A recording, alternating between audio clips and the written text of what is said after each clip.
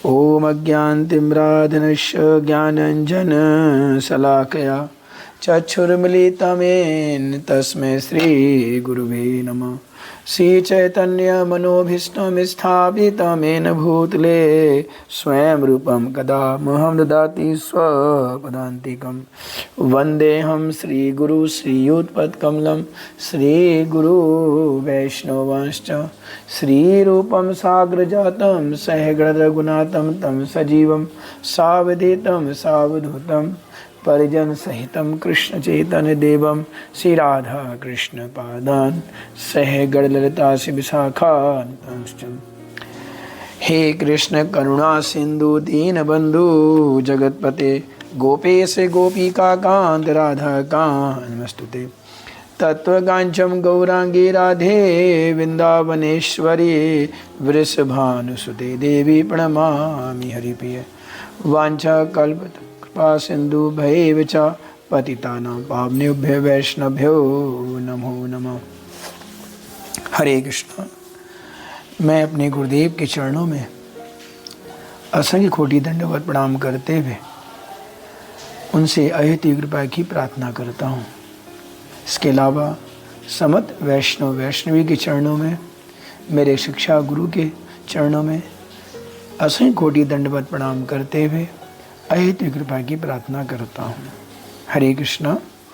हम लोगों ने अभी तक के क्लास में ये समझा कि राधा अष्टमी जो व्रत था उसका क्या महत्व है, हमें क्यों करना चाहिए। इसके बाद इस धरा पे राधा रानी जी का आगमन हुआ, उसके क्या कारण थे, क्योंकि सभी देवता लोग और पृथ्वी माता अपना गौ का रूप धारण करके ब्रह्मा जी के पास गई थी। उन्होंने प्रार्थना करी थी कि प्रभु ब्रह्मा जी से कि हमारे जो कष्ट हैं, हमें दुख है, इसका निवारण कीजिए। सब दुखी थे, संसार में त्राहिमाम था। ऋषियों, सन्यासी, ये सब लोग, महात्मा लोग बड़े दुखी थे। धर्म बिल्कुल ख़त्म हो गया था, धर्म की प्रधानता होती जा रही थी। इसीलिए ब्रह्मा जी ने फिर श्री हरि से प्रार्थना करी। तो श्री विष्णु से प्रार्थना करने पर भगवान श्री कृष्ण ने कहा मैं इस बार स्वयं आऊँगा। तो यहाँ तक हमने सीखा और इसके बाद हमने गोलोक धाम की महिमा का वर्णन सुना कि भगवान श्री कृष्ण का जो नित्य धाम है, श्री राधा रानी, सारे गोपियाँ, जहाँ पर उसका जो महिमा थी मैंने बताया था कि किस तरह उस धाम की महिमा है। हम उसके बारे में जितना बताएं कम है। तो वहाँ उसकी महिमा बताई गई। इसके बाद भगवान श्री कृष्ण श्री जी ने श्री राधा रानी से कहते हैं कि भाई अब संसार के कष्टों को दूर करने के लिए, पृथ्वी माता का कष्टों को दूर करने के लिए, मुझे अधर्म की समाप्ति के लिए, धर्म की स्थापना के लिए इस बार मैं स्वयं जाना चाहता हूँ। राधा रानी जी ने भी इस बात की स्वीकृति दी और वैसे ही ब्रज का निर्माण किया गया जिस तरह से ब्रज हमारा गोलोक धाम है। मैं यही कहता हूँ मथुरा वृंदावन ब्रज धाम ठीक है, स्थिति के अनुसार आज का वर्तमान थोड़ा सा बदला है, लेकिन वास्तविकता तो वो जो ब्रज है वो भगवान श्री कृष्ण का गोलोक धाम ब्रज धाम ही है। अब राधा रानी का प्राकट्य होगा, वो आज हम इसका क्लास लेते हैं। ब्रह्मांड पुराण में से राधा रानी के जन्म का वर्णन आया है। श्री राधा रानी का जन्म बरसाने में नहीं बल्कि रावल में हुआ था। रावल महावन और गोकुल के नज़दीक है। कभी आपका जाना हो तो महावन और गोकुल के पास ही है। और राधा रानी का जन्म जो हुआ भादों का महीना था, शुक्ल पक्ष की अष्टमी थी। उस अष्टमी तिथि को श्री राधा रानी का जन्म हुआ। कैसे हुआ उसको आगे बताता हूँ मैं।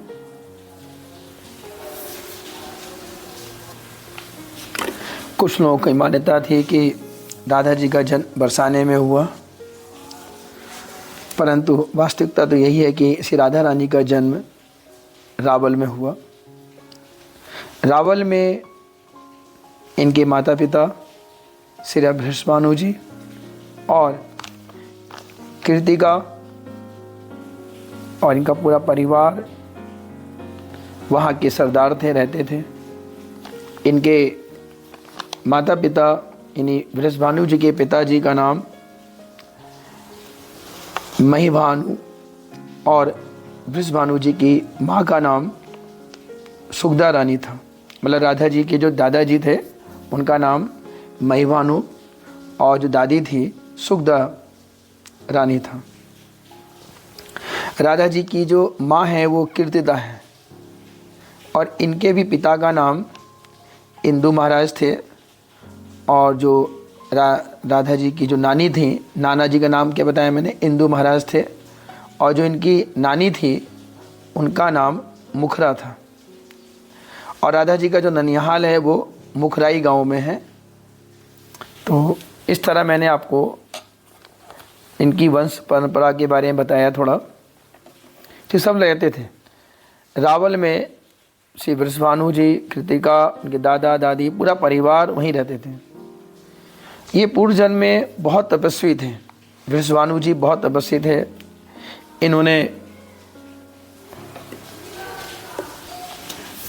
बृषभानु जी ने और कृतिका जी ने, तो मैंने बताया कि बृषभानु जी थे वो बड़ी तपस्या की थी इन्होंने, और इन्होंने तपस्या ब्रह्मा जी से की और ब्रह्मा जी से इन्होंने वरदान मांगा था कि जो मेरी पुत्री हो वो लक्ष्मी स्वरूपा हो, बिल्कुल लक्ष्मी का स्वरूप हो। तो ब्रह्मा जी ने तथास्तु दिया था। इस जन्म में बृषभानु जी की जो पुत्री बनी स्वयं राधा रानी बनी। मतलब लक्ष्मी जी तो छोड़िए, स्वयं श्री राधा रानी बृषभानु की पुत्री बनी। अब कैसे बनी उसकी कथा इस प्रकार है। एक बार बृषभानु प्रतिदिन की तरह सुबह यमुना स्नान करने जाते थे। जब स्नान उनका प्रतिदिन था, पहले के समय में यही होता था कि लोग आसपास की नदी में स्नान करना जाना, सुबह का कार्य करना। तो एक बार बृषभानु जी जो राधा जी के पिताजी थे वो सुबह स्नान करने जा रहे थे।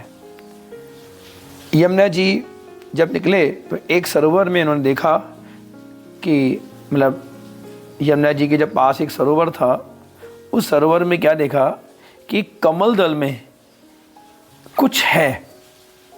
तो और बड़ी दिव्य क्रांति, मतलब बड़ी दिव्य रोशनी आ रही थी।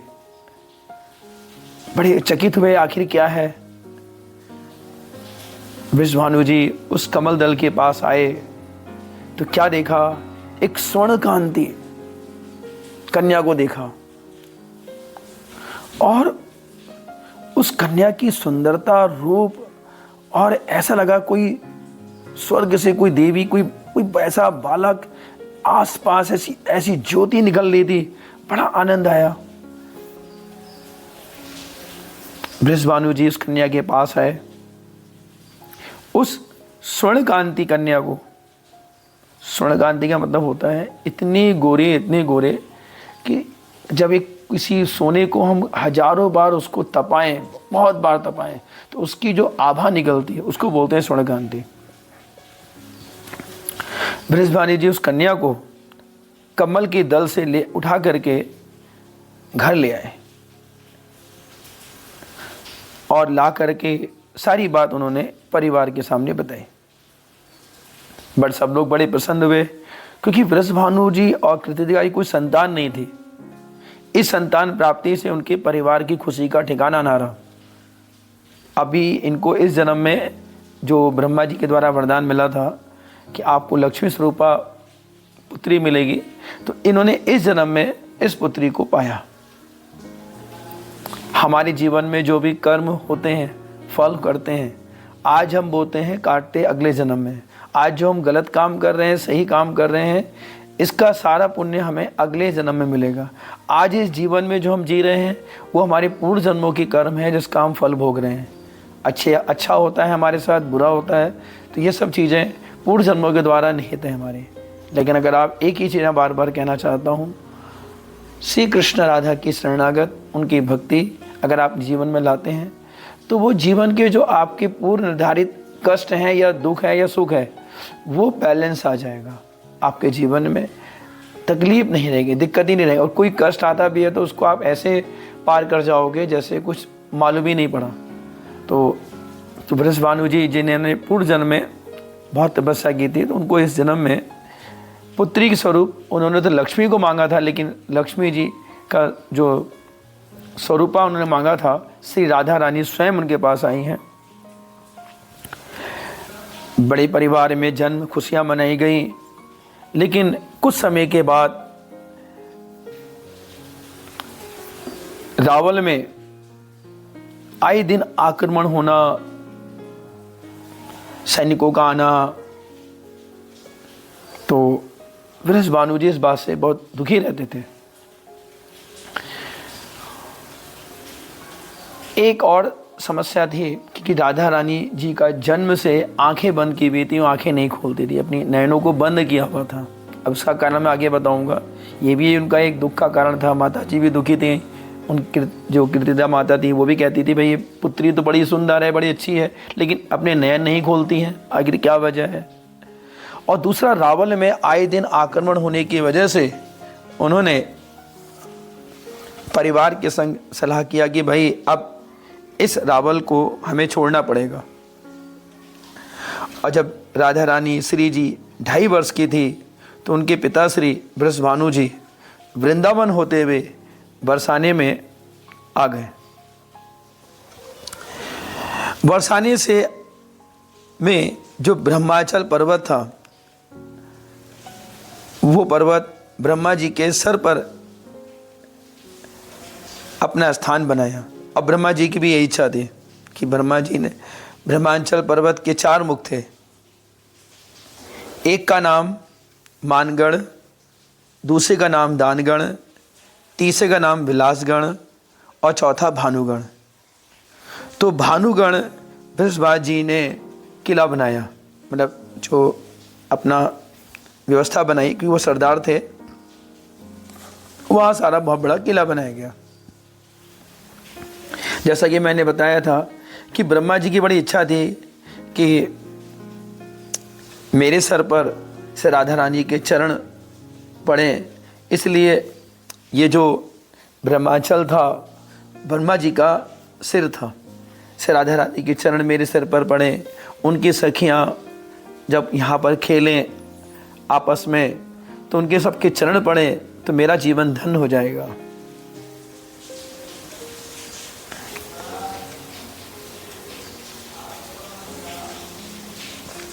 लेकिन एक सब कुछ तो अब पहले से वहाँ से जो इनका वृषभानु जी का रावल का था ना, पहले रावल में रहते थे, तो रावल से अब वृषभानु जी यहाँ तो आ गए, लेकिन एक दुख अभी भी था, से राधा रानी ने अपने आंखें नहीं खोली थी। उनकी सुंदरता, उनकी स्वर्णकांति चारों तरफ से लोग देखते थे लेकिन आंखें नहीं खोलते थे। लेकिन ये समझ में, इसका भी कारण है। श्री राधा रानी ने गोलोक धाम में पहले ही ठाकुर जी से ये प्रण किया था, जब मैं आपकी लीला में सहयोग करने के लिए इस धरा पर आऊंगी तो पहला दर्शन मैं आपका ही करूंगी, मतलब भगवान श्री कृष्ण का ही करूंगी। जब तक आपके दर्शन नहीं करूंगी तब तक इस संसार में किसी को नहीं देखूंगी और अपनी आंखों को नहीं खोलूंगी। लेकिन लोग इस चीज को नहीं जानते थे, तो राधा रानी का प्रण था। इसी प्रण की वजह से श्री राधा रानी अपनी आंखें नहीं खोल रही थी। उनके पिता वृषभानु, माता कीर्तिदा बड़े चिंतित का रहना ये स्वाभाविक था। जब वृषभानु जी रावल से बरसाने आए, उन्होंने एक बहुत बड़ा उत्सव कराया कि भाई अब ये बरसाने में उन्होंने बहुत बड़ा किला बनाया, तो कहते नहीं गृह प्रवेश कराते हैं तो बहुत बड़ा कार्यक्रम करते हैं, इसी तरह इन्होंने बहुत बड़ा कार्यक्रम कराया। बहुत बड़ा उत्सव बनाया, दूर दूर से सभी प्रमुख मुखिया को और यादव सरदारों को बुलाया गया। तब नंद बाबा जी भी अपने परिवार के साथ उस उत्सव में आए। भाई जब सभी सरदारों को बुलाया तो नंद बाबा जी भी आए, साथ में छोटे कृष्णा जी भी आए। अब मैं आपको बता दूं, जो हमारे कृष्णा जी हैं वो छोटे थे, राधा रानी का और इसमें जो एज का फर्क है मैं आपको बता दूं। भगवान श्री कृष्ण का जन्म भादो महीने की कृष्ण पक्ष की अष्टमी में हुआ है, जबकि श्री राधा रानी का जन्म भादो पक्ष की शुक्ल पक्ष की अष्टमी में हुआ है। तो इसलिए आधे महीने का डिफरेंट तो ये हो गया। दूसरी बात, भगवान श्री कृष्ण 1 वर्ष पहले इस धरा पर आए थे, राधा रानी 1 वर्ष बाद आई। इस हिसाब से श्री जो राधा रानी हैं वो ठाकुर जी से 1 वर्ष 15 दिन छोटी थी, और भगवान श्री कृष्ण जैसा कि मैंने बताया कि जन्म तो भादो महीने में ही हुआ दोनों का, लेकिन 1 वर्ष के बाद हुआ। तो और ये आपको अच्छे से क्लियर हो जाना चाहिए, भगवान का जन्म किसी गर्भ से नहीं होता। जैसे आम हम सब लोग का जन्म माता के गर्भ से होता है, तो वो एक स्वाभाविक स्थिति होती है, योग माया द्वारा वो सब ऐसा कर दिया जाता है, किसी को कुछ मालूम नहीं पड़ता। भगवान आते हैं, जब आते हैं तो खेलते हैं मिलते हैं, ऐसा लगे कि बच्चे का जन्म हो गया है। जबकि राधा रानी का तो बिल्कुल क्लियर बोल दिया गया था कि राधा रानी स्वयं एक कमल के फूल से उनका अपने को शिशु रूप में दिखाया और वृषभानु जी से लेकर के आए। तो दोनों का जन्म का बता दिया। श्री कृष्ण जी रात के 12 बजे और राधा रानी का जन्म दोपहर के 12 बजे। दोनों का जन्म है तो वही है, लेकिन रात में और ये। तो इस तरह मैंने आपको इनके जन्म की लीला बताई। अब आगे कथा मैं अगले बार बताऊंगा कि श्री राधा रानी अपने नयन को कैसे खोलेंगी, क्योंकि अभी तक तो खोला नहीं है। कैसे भगवान श्री कृष्ण से उनकी पहली बार उनका मिलन होगा और कैसे बात होगी, उसको हम चर्चा अगली क्लास में करते हैं। हरे कृष्ण कृष्ण कृष्ण हरे हरे, हरे राम राम राम हरे हरे। यही एक महामंत्र है जो आपको भगवान की गोलोक धाम ले जाने के लिए काबिल है। रुपए पैसे नहीं चाहिए भाई, टिकट का किराया नहीं चाहिए, कहीं भी जाने के लिए रुपए चाहिए होता है ना, धन चाहिए होता है। यहाँ पर यही धन है, श्री राधा धन बोल सकते हैं इसे। राधा जी का धन यही है। केवल एक ही काम कीजिए, अपने मन, अपना भगवान के प्रति जो संसार की इच्छाओं का त्याग, कृष्ण और राधा के प्रति समर्पण, और हरे कृष्ण महामंत्र का जप, बार बार कह रहा हूँ मैं, इसका जप कीजिए। जीवन में तो अच्छे रहेंगे और मरने के बाद कृष्ण कृपा होगी तो आप गोलोक धाम जाने का आपको सौभाग्य जरूर मिलेगा। हरे कृष्ण कृष्ण कृष्ण हरे हरे, हरे राम राम राम हरे हरे।